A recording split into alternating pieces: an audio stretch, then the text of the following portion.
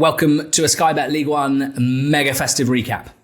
Brought to you by Not the Top 20 podcast. We're sponsored by Sky Bet and the Sky Bet EFL Building Foundations Fund. We had 3.5 rounds of League One action over the last 2 weeks or so. George Elek, Sky Bet League One, had a pretty crazy couple of weeks. I think it's fair to say it was certainly the balmiest of the three. In pretty simple terms, one team jumped up 10 places in 10 days, and they only played 3 games. One team dropped 9 places in 10 days. This is probably the most entertaining of the 3 mega recaps, if you ask me. Yeah, I would agree. I don't know how your relationship with the league table generally is, but I tend to try and look at the league table for each league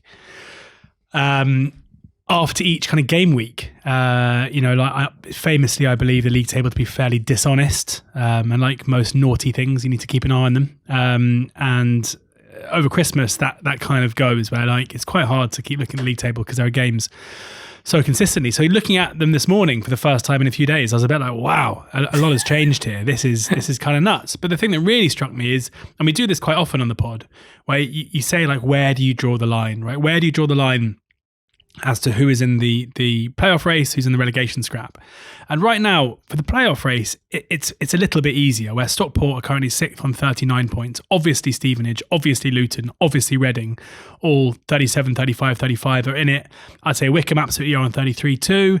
And then like do Mansfield have the staying power? Like that's where it gets a bit murky. Peterborough, you'd say, are probably in there because of their good form.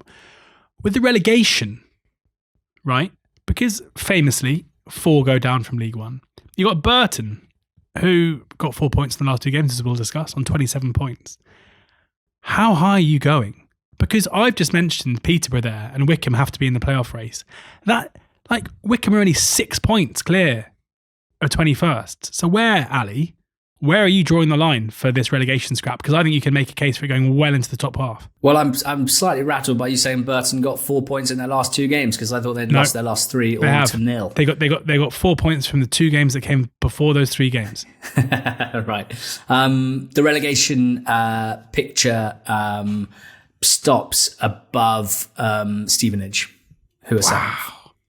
Stevenage could still get relegated. Yeah. There's absolutely no doubt in my mind. Yeah. They won't, or they almost certainly won't, but like a team that's 10 points above the drop in January could easily still get dragged into it if they go on a poor run. Now, there would have to be an incredible amount of teams that also made sure that their levels were significantly higher than Stevenage to get above them. But yeah, no, I overall, I like how you've presented this. Thank you. And it makes me excited. And yeah, I mean, we've had stuff like, I thought we were quite positive about Northampton and the job Kevin Nolan was doing, and now they're 2 points above the relegation zone. And it's just it sneaks up on you. It sneaks up on you. One thing stayed pretty consistent, George, and I note that you didn't mention the top 3, and that's because, wow, not only are they the top 3, the best teams so far, but also they were generally the best teams in this festive period. Cardiff got 10 points and they're on 51. Lincoln got 10 points and they're on 48. Bradford got 9 points and they're on 46. Then there's a 7-point gap to Huddersfield, who have played a game more than Bradford and Cardiff. So, wow, we for someone to get 3rd or above from the chasing pack is going to have to take some effort and a big drop-off from one or more of these teams, but they're all looking pretty good at the moment. For Cardiff, the league leaders, sparkling, absolutely sparkling at the moment. I'm so impressed with how they handled basically not falling off a cliff after that game against Chelsea, which would have taken a lot out of them. They were fortunate in that they had 3 home games, but they still won all 3 of them. And that's all you can do. They beat Exeter. They beat Stevenage. They beat Wigan.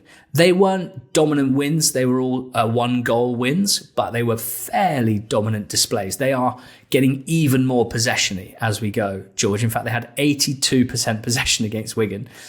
But what do we often say about, the more possession you have? Generally, that just means that the opposition are completely standing off you and putting 10 men behind the ball. That's what Wigan were doing.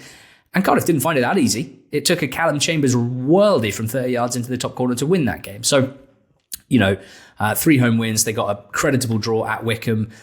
Continue in this vein, and they are going to win this league. Complete domination of the ball. I would actually say has had the effect of tightening up their defence much more than it has making them better going forward. They are already pretty good going forward. But if you look at their shot against numbers, it was something earlier on in the season I was concerned about. I thought they looked way too easy to play through. And in these last 4 games, they have faced less than 10 shots in all 4 of them. They have, across 4 games, only faced 5 shots on target.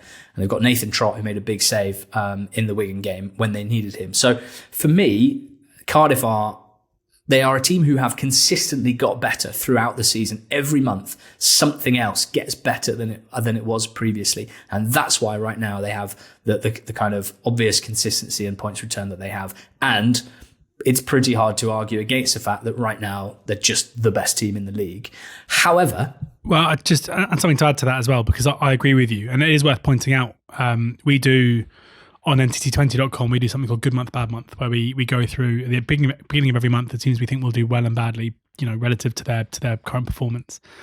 And I put Cardiff up for a tricky January. And part of the reason for that is because it's 12 games. Well, it's now 13 games after winning against Wigan that they've won by a solitary goal. And that is kind of bizarre for a team that are as expansive and free-flowing. But as you mentioned, defensively, they are getting better. The other thing to point out about Cardiff is... and this might age badly because I think there's going to be a decision soon, but Brian Barry Murphy has been quite strongly linked to the vacancy at Strasbourg, which isn't a huge surprise given Chelsea, or whatever they're called, Clear Blue, or whatever their names are, Todd Bowley and his lot, really like hiring people from Manchester City's academy, whether it's players, Lavia, Palmer, whoever else, whether it's managers, Enzo Maresca and Brian Barry Murphy. There seems to be a calmness around Cardiff and Cardiff City journalists that this isn't going to happen. But if it did, it's pretty hard for me to think of a managerial departure that I'd be more convinced would have a huge impact on a team doing well than if BBM were to leave Cardiff. Michael Skubala will probably be attracting some interest as well, because his Lincoln side picked up 10 points. That's 3 wins and a draw. They're on 48 from 25, George, 2 points above Bradford. And they're just very, very impressive, are they not? They really are, yeah. I think Skubala's stock is rising very, very quickly. Certainly would be the choice of a lot of Oxford fans if they were able to go and attract someone out of League One. But I'm not entirely sure why Skubala would... necessarily take the job, given the potential he's got for taking a team out of League One and against all odds as well. Just a really good side. Normally win games again by relatively fine margins.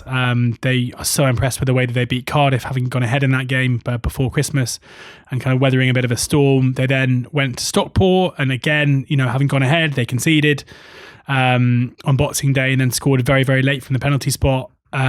Their ability to kind of stay in games, I think, is such a huge strength of theirs. And again, against Peterborough yesterday, where they went behind again, Harry Leonard scoring for Posh, and then there's no panic and they score 5 goals and win the game 5-2.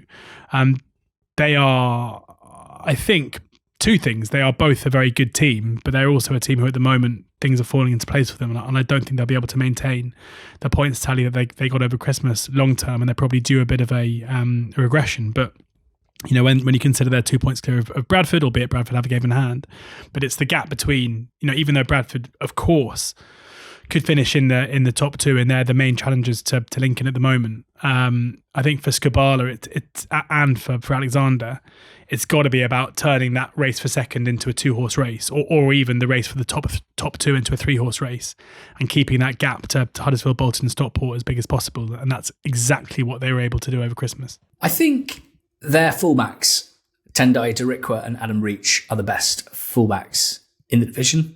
You've got people like Bagan and Capaccio, or Bagan and NG at Cardiff, who are excellent, and getting a lot of plaudits, as is very normal for the team at the top of the league. But Darikwa and Reach, I think probably because they are veteran players and they're not the sexiest necessarily, I think it's probably been overlooked more generally how good they both have been. Reach, in terms of having joined in the summer, and you're kind of hoping, does he still have the legs? Because we know he's got quality in his left peg. I mean, he's been way better than I thought he would be, and he's just been an absolute class act, basically, popping up with a lot of goals and assists as well, as he did against Posh. And then Darikwa, I actually think probably has a shout to be the most underrated player in the whole league. He's an absolute menace, both defensively and going forward. He had a remarkable game against Posh, including scoring an absolute worldie on the half volley and then randomly just running clear at the end to ice the cake, probably the first one-on-one of his whole career, and he took it really well. He's absolutely excellent, and I think those two provide a lot for them. But I also like the fact there are new players coming to the fore as well. Like, they spent big on a young Ukrainian midfielder called Ivan Varfolomeev in the summer, and boy, have they bedded him in slowly. He barely started a game in the first part of the season, but it's time.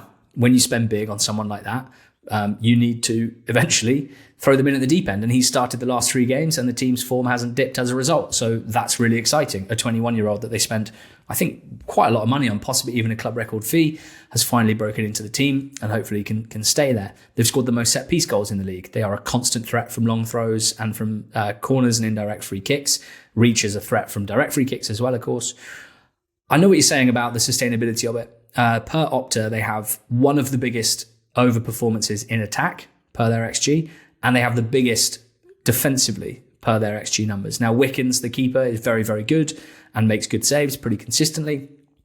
But I think it's fair to suggest that a colder streak in front of goal is possible, or even at the back, Wickens might have a period where he's slightly less dominant. And if that happens, that will probably see them dip a little bit. But God, they've given themselves a good platform. Overall, I just see progression. I see a great manager.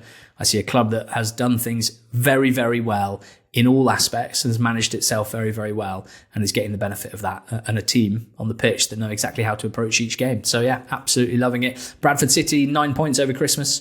They've won 6 of their last 8, 3 out of 4 in this period. Now, these weren't necessarily dominant displays. It was an injury time winner against Wigan, who had 9 men at the time, set-piece goal from Joe Wright. Then Jensen Metcalf scored a fantastic curling goal from 25 yards to win it against Port Vale, just the 1-0, that one. And then they lost 3-0 at Mansfield, and they were comfortably second best in that game before beating Blackpool on Sunday in a tight one by 2-1, with Will Swan doing well to score the winner, capitalising on a mistake at the back from Blackpool. But another pretty tight game. So coming out the right side of these, but what I would say, drilling down, is that defensively, they're still really, really good. And Graham Alexander should get a lot of credit. He has a lot of defenders that I don't think would be the envy of the league as individuals, but he has built them into a really good unit, apart from the Mansfield game where they lost 3-0. But they faced 5 shots total against Wigan, 7 total against Vale and Blackpool. So they are doing a really good job out of possession, restricting the opposition. That gives them a platform to nick games, and that's what they've been doing. It definitely doesn't look quite as sexy and exciting and dynamic in attack as it did early in the season, and that's a concern. They're missing a few players, Patterson and Poynton. They're struggling for consistency in that area of the pitch, but they're making it work at the moment. And I think overall, I had to sort of rub my eyes to see that they're 7 points above Huddersfield. They're in an unbelievable position as a promoted team from League Two. And it makes me think that it's a bit underrated more widely, George, what Bradford and Graham Alexander are doing. I don't really know why, but the team that came up last season being third in the league should be a bigger story for me.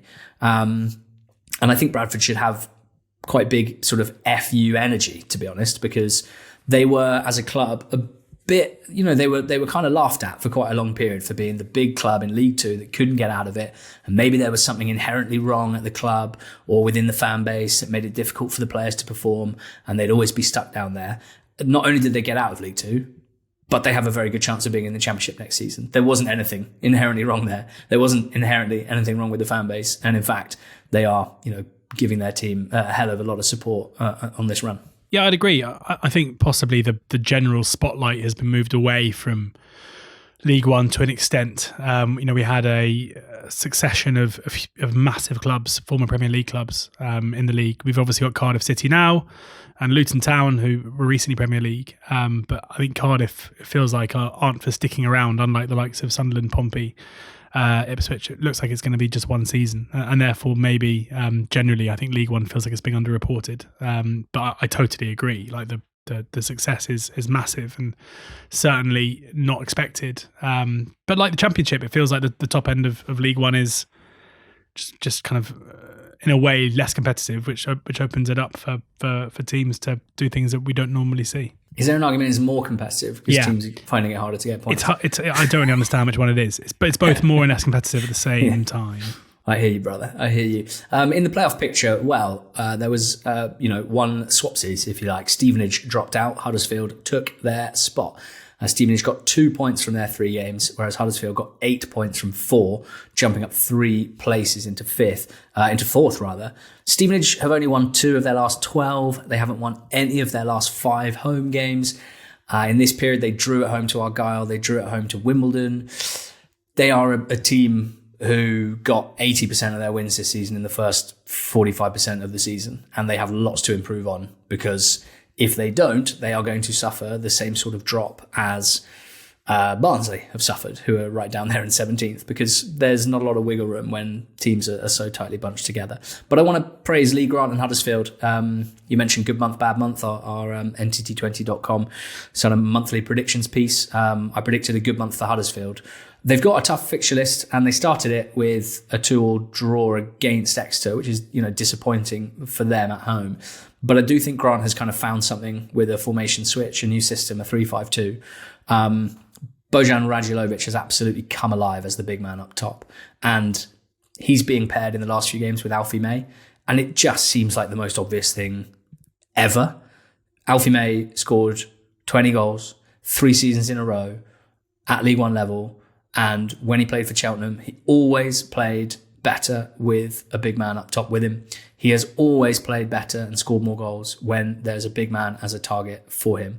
When teams play 4-2-3-1, as discussed, they quite regularly shift May out to the right, play him as a number 10. It doesn't work quite so well. This is working much better. But it's not really about May, to be honest. The midfield has been sparkling. Marcus Harness has adapted to a much deeper central midfield role really well.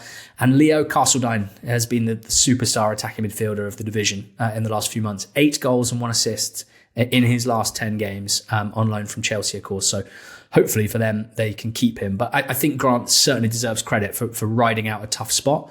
And now, still work to do to chase down Bradford and Lincoln and Cardiff, but they are level with Bolton. They are level with Stockport. These are the teams that they were expecting to challenge for promotion with. They're all on 39 points in 4th, 5th and 6th.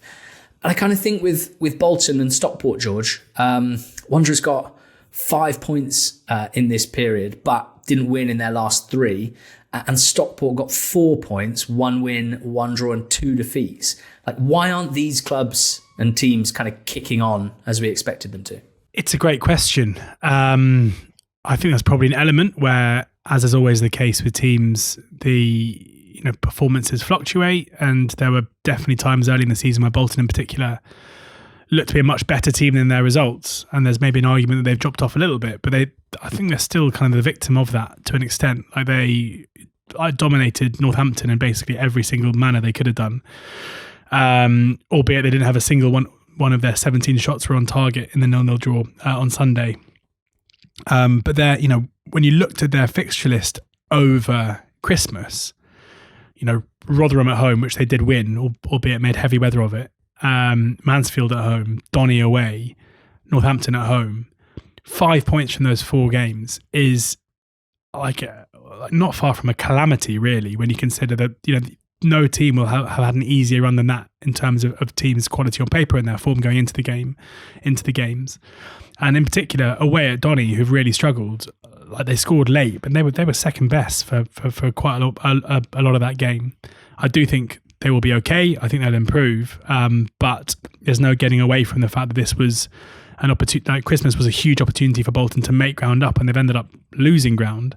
With Stockport, they had big injury issues which they came through. The return of Ollie Norwood should have been a huge plus, but hasn't really come out that way. They beat Doncaster 4-2, which as a game you probably expected that they should have won. They were pretty good against Reading yesterday, and then conceded just to an unbelievable Lewis Wing goal, which will happen. And then the defeat to Lincoln, you can forgive them. It's just the 0-0 away draw at Northampton that, again, you probably look at as being both a disappointing result, but also a really, really poor performance, mustering just 5 shots away at Cobblers and never really coming close to scoring. So I think it's just a pretty bad time for both, and it's come at a bad moment because, as you say, the gap has grown. I still think one of Bolton or Stockport will probably launch quite a big chase on Lincoln in second between now and the end of the season. I'd be amazed if both of their seasons just fizzle out. But for both, certainly mainly Bolton, they'd have been licking their lips, looking ahead to Christmas, as we all do, and were unable to, unlike certainly myself, make the most of it.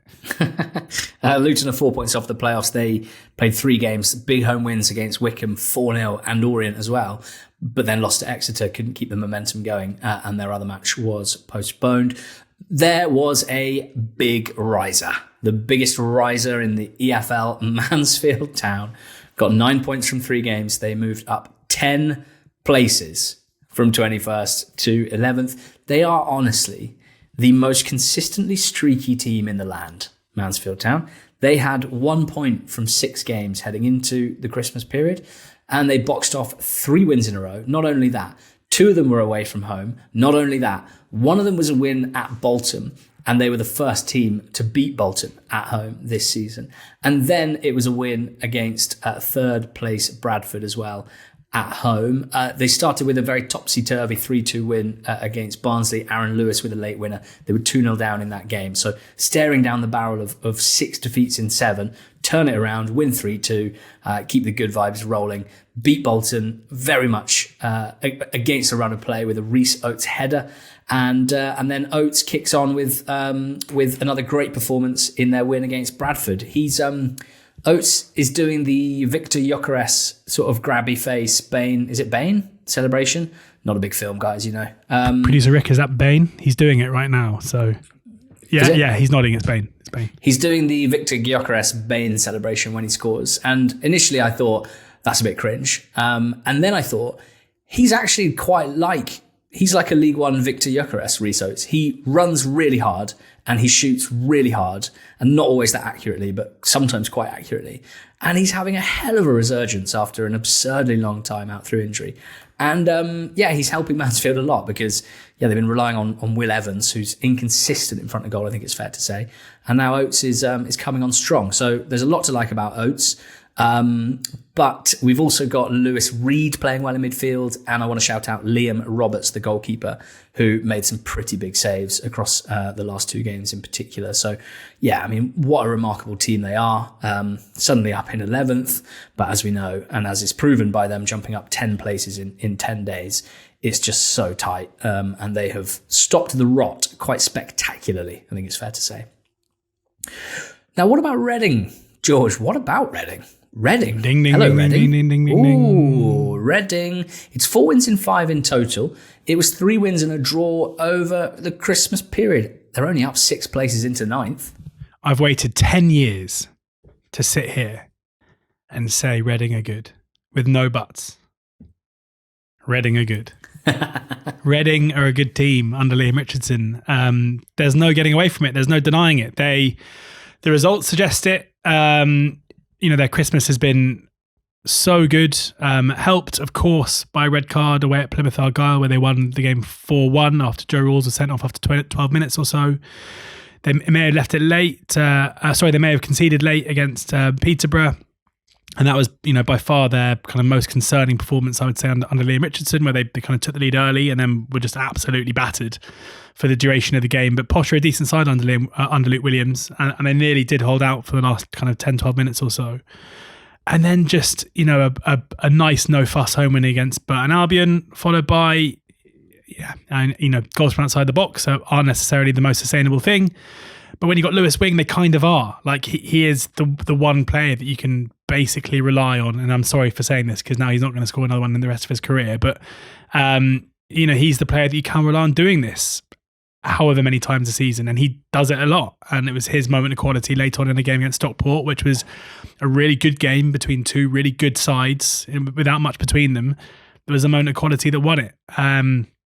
Will they be able to maintain this? I'm not entirely sure. It isn't necessarily the deepest squad, but this is a managerial change that has really, really worked. And Liam Richardson deserves a huge credit for taking hold of a group of players, some senior pros, some very young players, and kind of coaxing them into a team that offer way more of a consistent attacking threat and a really solid foundation too. So yeah, Reading, good side.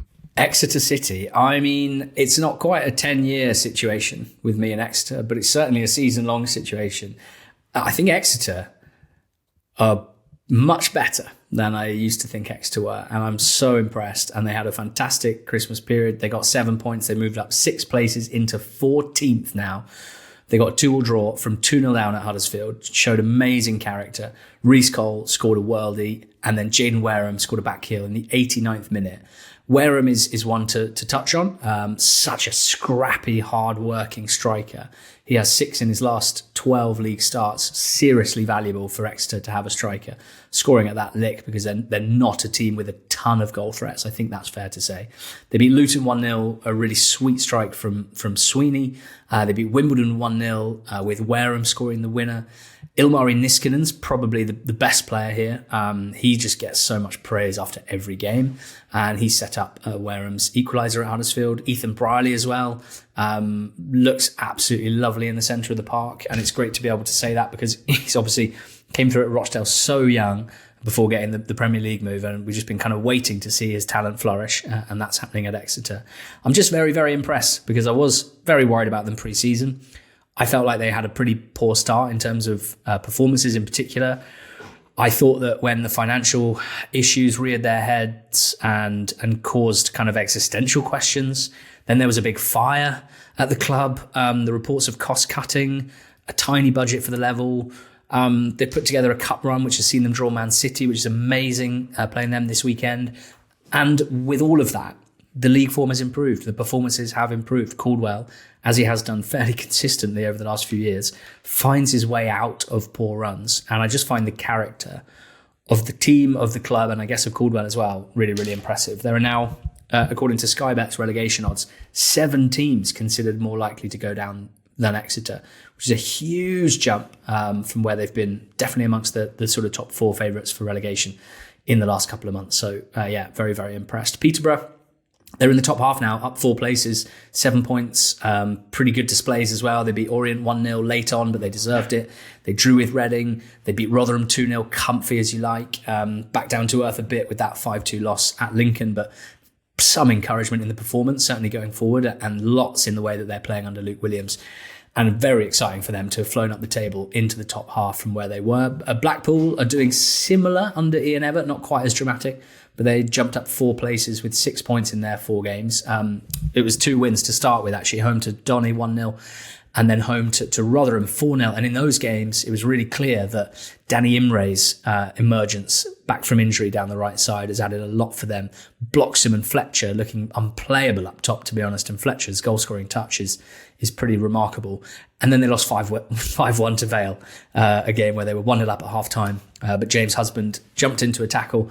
Ref decided it was dangerous play and sent him off, and they conceded 5 goals without him, lost 5-1, and then lost 2-1 at home to Bradford with quite a limp display with a lot of absences. So I think overall still pretty positive, but obviously they've been kind of punched in the mouth in the last couple of games. They are outside the relegation zone and have been very much moving on up under Ian Evatt. Moving on down, that has to happen, I'm afraid, when teams are moving on up. That is the nature of league tables. Rotherham, George, lost every game and have dropped into it. Yeah, they have. And it's been coming all season, really. Like there was that run that never looked sustainable. I think, did Matt Hampshire win Manager of the Month for one run a couple of months ago? But it's desperate at the moment in every single way. From a defensive perspective, they just concede loads of chances in basically every game. They've lost now, 6 on the trot? They've conceded 2 or more goals in 5 of those 6. They conceded 3 against Blackpool, 3 against Huddersfield, 4 against Blackpool. Then the second time, from an attacking perspective, they're not looking great. I don't know. It feels like, with Hampshire, there's obviously good feeling there because of him being part of Paul Warren's backroom staff and being a very popular figure and seemingly a very nice man. But it does feel like that run of form that won him plaudits and won him Manager of the Month back in October, where they won 5 consecutive games in all competitions, is probably the thing that's keeping him in a job right now, when actually the performances themselves during that time well, the numbers certainly suggested that it wasn't necessarily sustainable. So, I'm pretty negative about their chances of staying up unless they can change something. We're into January now. Do they have the ability to recruit? You would hope that bottom end of League One that they should be able to do that, or will they make a change in the dugout? Because I think there's mounting evidence to suggest that Hampshire isn't necessarily the person to lead them out of the mess. 6 defeats in a row, conceding 2 or more in 5 of those, and failing to score in 4 of them. That'll do it. Burton, they're struggling as well. They won on Boxing Day, 5-1 against Northampton, and that was the falsest of dawns. Burton then lost the next 3-0 and dropped into the relegation zone as a result. And it seems pretty straightforward to me. The lack of squad depth here is really starting to bite. Their incredible miracle survival under Gary Bowyer last season was based on a real consistency of selection and a few key star players, namely Ruman Burrell, of course, up top, who's now scoring a lot of goals in the Championship, and also Charlie Webster in midfield, who we would expect to move to the Championship either in January and certainly, if not, in the summer. Webster's ankle surgery came at a really tough time, and without him, they just lack both kind of flair and bite in midfield. Certainly on the technical side, it's a huge gap that they can't really fill. But on top of that, Jake Beasley missed the last game. Tyree Shades missed the last 2. McKiernan's been out, who offers goals from midfield. Godwin Malif as well, important player for them, absent at the moment. And suddenly the squad just looks absolutely horrendous, to be honest. They've had to play 17-year-old centre mid in a couple of these games. The bench is just packed with teenagers, basically, and the performances have kind of reflected that. So they need to kind of have a blow over the next week or two and get ready to get back into league action, because they're in the relegation zone. So Bowyer's going to have to re-find it and lift them out of it again. Same for Doncaster and Grant McCann. I mean, this is just getting pretty nuts, isn't it? 1 point from their 3 games in this run. They are 23rd in the league. They'd lost 5 in a row before drawing at home to Bolton on New Year's Day. And the only positive I can really cling on to is that it was a improved defensive display, because they have been frankly shambolic defensively, conceding 4 against Cardiff, 5 against Plymouth, 4 against Stockport. He's got to sort it, McCann. And I like the fact that the board are taking the view. Clearly, we know Grant McCann's a good manager. We know that based on about as much evidence as you can possibly have across his different spells with Donny and with what he did last season, the season before. We know that Grant McCann is a good manager, but you have to wonder what on earth is going on. That Donny have won 1 in 17 games. Apparently they're signing Hakeem Adelican again, which might help, albeit I would suggest that the wide forwards are just not really the issue. I actually think between Molineux and Gibson and Middleton, like they're relatively well set, but it can't hurt to sign a Delican, I guess. Albeit he's been a real League 2 merchant, and I think at League 1 level, maybe some of his less positive attributes might come to the fore a bit more. Grant McCann's also been able to sign his son, Bailey, which suggests he's still very much being backed. I don't think the club would allow him to sign his son if they were thinking of sacking him straight away. That would be pretty cruel, to be honest. So they have to get better. Like there's nothing else to say about it. Otherwise they'll be in League 2 next season. There have been, 1 win in 17. There have been so many games within those 17 where they were good for at least a point, and in many of them good for all 3 if they had just taken their chances. But it's a tale as old as time. They lost a lot of confidence in that run, and they weren't finishing their chances, and now they're kind of glued up a little bit going forward. And defensively, they're just shambolic. So, Donny, you really need to sort yourselves out, because you're currently 23rd, 5 points from safety. At the bottom, George, 5 points beneath Doncaster, and therefore 10 points from safety at Port Vale. Now, they lost at Huddersfield and Bradford, then they smashed Blackpool, who had 10 men. It looks like John Brady might be their next manager. That's the reportage right now. What do we make of that?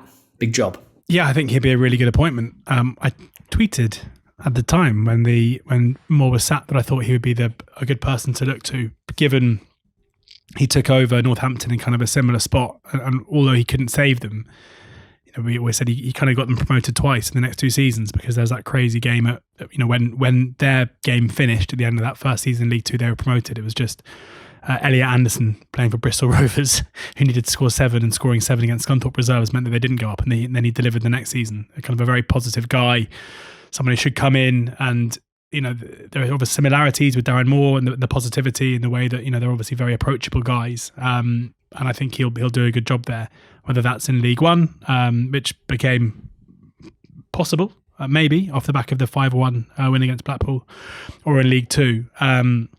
That win against Blackpool is so big. I think you can't really overestimate how big it is. You can't really underestimate how big it is. That's a real thinker. Because in the first half they were rubbish. Like, they were so bad. Blackpool took the lead through Bloxham. Port Vale didn't really threaten. And then Husband sent off. The caretaker manager made the decision to change the shape and go forward at the back. Took off John and Crosdale, brought on Hall in midfield, and Ronan Curtis. Curtis got two assists and a goal. Jaheim Headley then came off the bench and got a goal. They scored 5. It was just relentless one-way traffic. Fair play to the caretaker. Maybe he should have got the job off the back of that.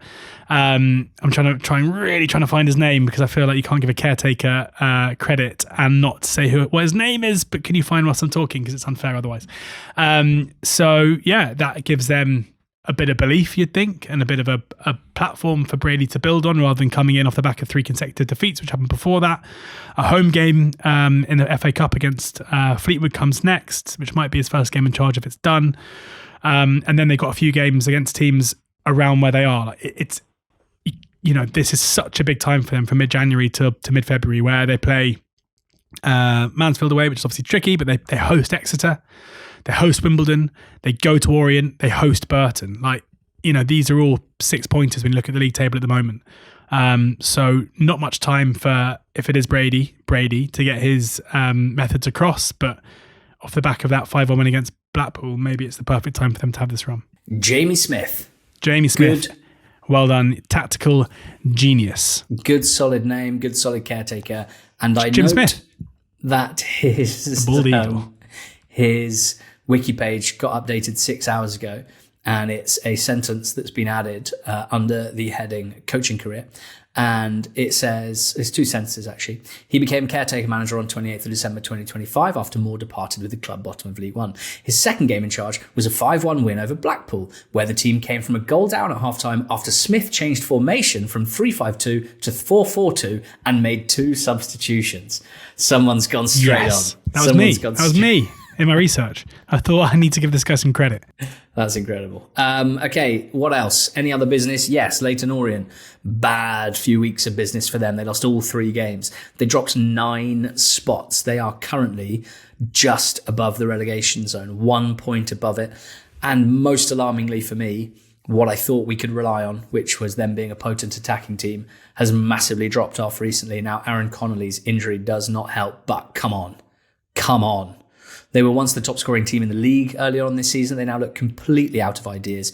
They only had 21 shots across the 3 games here and only 6 on target. And the issue is they're still consistently poor defensively and seem so easy to score against. Wimbledon scored 3 against them, and Wimbledon generally don't score 3 in League One away from home. What can you say? They're genuinely analysing these 3 defeats. I assumed I'd see some green shoots. I'd see some bad luck, some bad finishing. No, they got outshot and outplayed in all 3 games, and there are alarm bells ringing for me personally. Work to do on both ends of the pitch. No doubt Wellens will shift a few out and bring some in. And, if you zoom out over a long period, I think both Wellens and the Leyton Orient recruitment team have enough credit in my bank, at least, to suggest they'll probably move upwards at some point, but I must admit to being very, very unimpressed. Barnsley have also slid alarmingly, George. I'm sure it wasn't long ago that they were flirting with the playoffs. They got 1 point, they lost 2 home games, and they dropped 7 places. Now they have a bizarre amount of games in hand, between 3 and 4 over most teams in the division. But they're down 7 places, down in 17th now. Yeah, it's a shocking run for them, really. It's a run that has seen them go from being on the fringes of the playoffs to now, in terms of the league table itself, like teetering above this 4-team trapdoor. What I would say is they have loads of games in hand. Games in hand aren't worth much when you're losing consistently, but they've played 21 games this season, and most teams around them have played 24 or even 25. So you can probably give them a few more points in there than what they're currently on. And in the PPG table, it would certainly look very different to how it does at the moment. But I think this is mainly just they're a young team. And when yes, they've got some older senior pros. David McGoldrick started his first game for a while. You don't get much older and more senior than Didsey. But even when they took out, Jorgen Nathan, who's played a lot of minutes this season, Reyes Cleary, who's been a standout player, Jonathan Bland, who's a young player who's played a lot of minutes, who's 20 years old. The players that come in for them, Fabio Giallo, who's 20. Patrick Kelly, who's 21, like it's not like there's a kind of senior core who come in apart from McGoldrick, like it's still a very young side.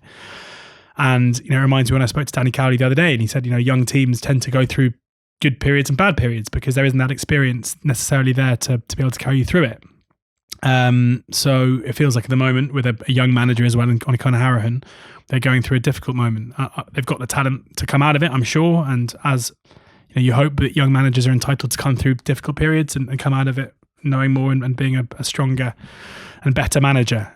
So I'm just hoping that the powers that be at Barnsley don't hit the panic button too early, because it's certainly too soon to do that, even as alarming as the results have been, especially, I think going to Exeter in what was quite a good run of form and losing 3-0 and barely laying a glove on them seemed to be the kind of performance and result that really spooked them.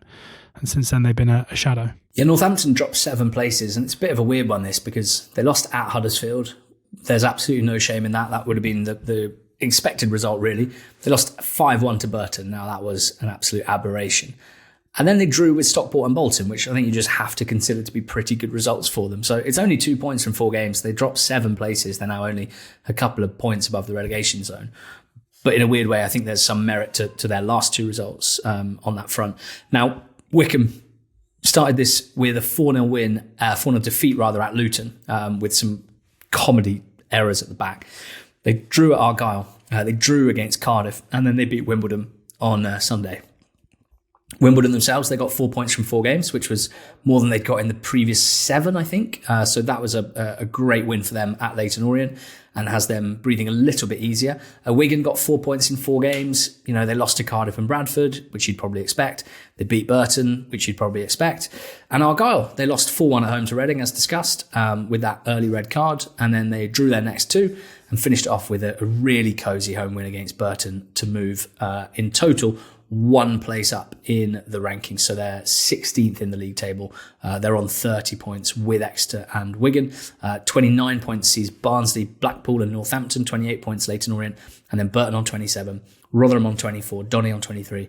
And Port Vale on 18. So next week's episode will be our mid-season predictions. And based on what we talked about at the start of the show with this crazy league table, and with some sharks, I think it's fair to say, lurking in 4th, 5th and 6th in particular, as well as potentially Luton in 8th. It'd be really interesting to see what we do when we're looking into the future.